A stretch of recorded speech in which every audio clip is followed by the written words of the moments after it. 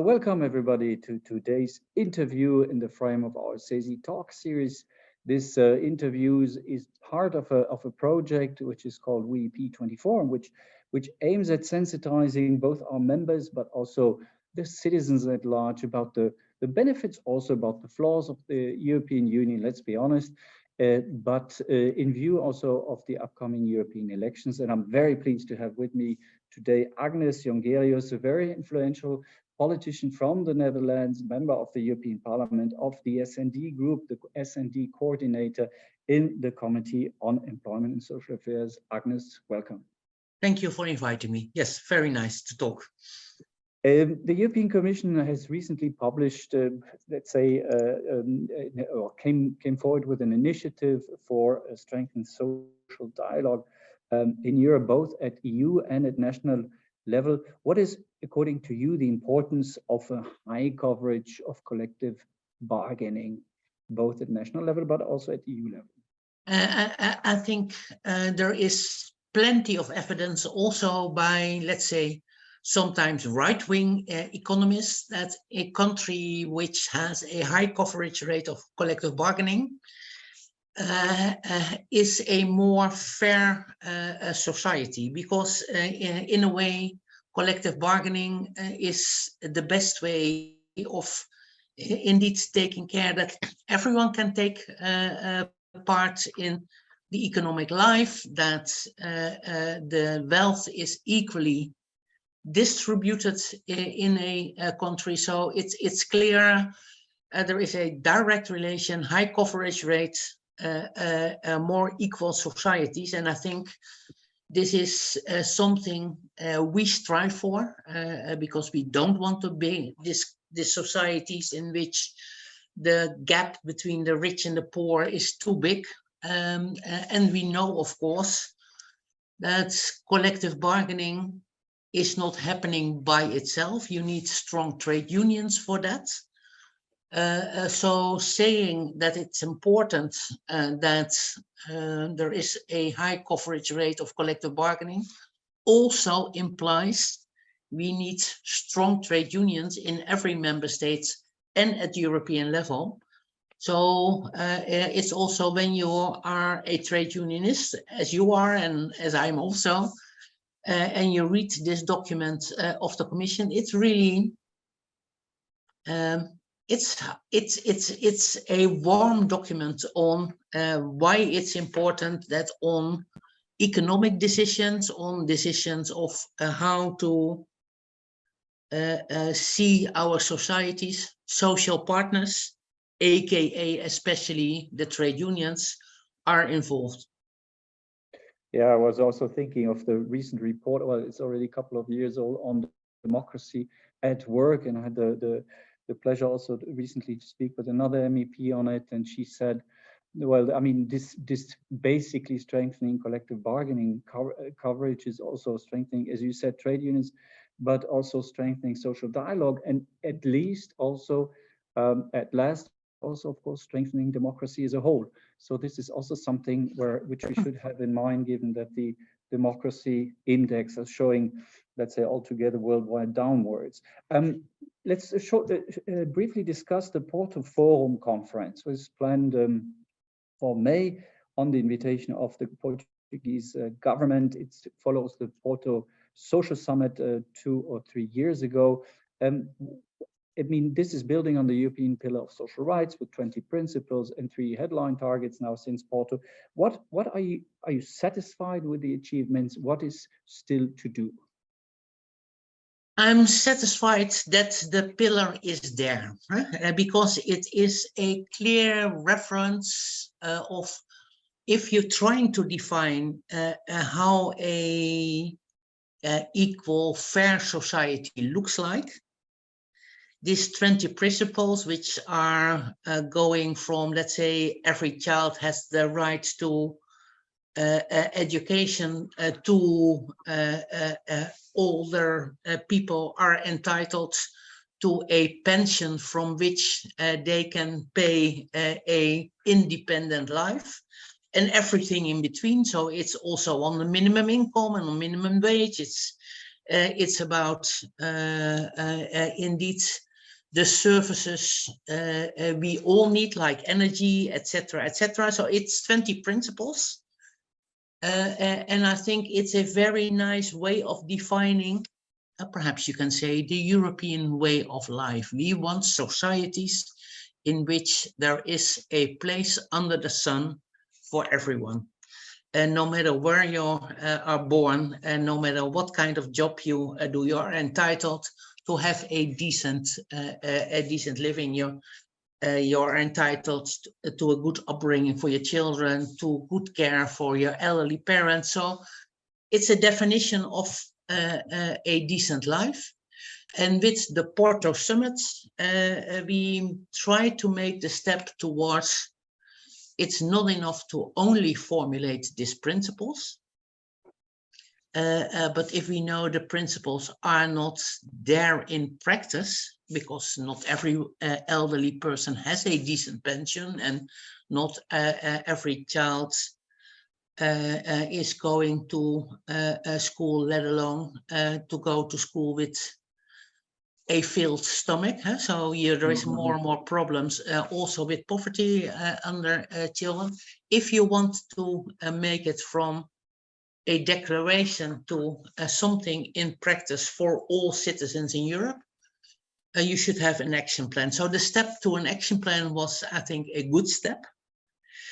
And now 2 years later, it's time to make up our minds. Did we, on these 3 headline targets, really did what we promised?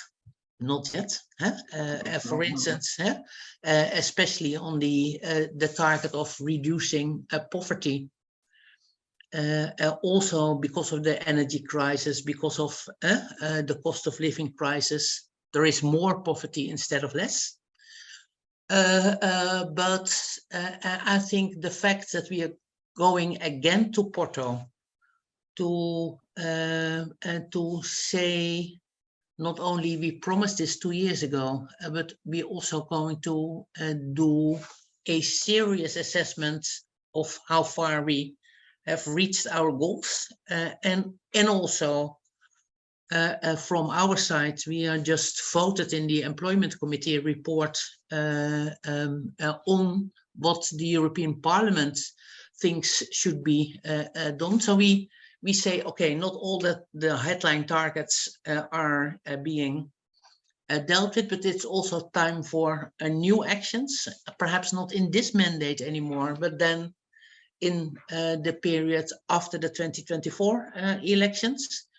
And there it's of course about indeed energy poverty. It's about the housing crisis, people who cannot afford to pay the rents in the cities where they are working. It's about minimum income schemes. It's also about public procurement, because we now in the minimum wage directive said there should be 80% of the workers at least covered by collective bargaining. Then let us say, put your money where the law is. So let us, as a general principle, say no taxpayers' money anymore to companies who are not working under a collective agreement. So we are also, from the side of the European Parliament, we going to the social forum in Porto, but also with the message, we expect more. And perhaps not everything is dealt with before the elections in 2024. But then we know that making the social pillar a reality is also a task for the new Parliament and for the European Commission. Yeah, you were probably also referring to this currently still draft motion for resolution on a roadmap on a social Europe 2 years after Porto, which I think, by the way, is very easy and good to read. Also, let's say, to have an idea of what the Parliament still wants for the next. And we voted on this report this week in the Ample Committee.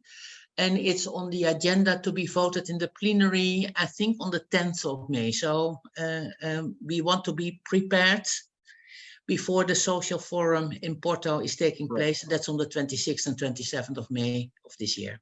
Yeah.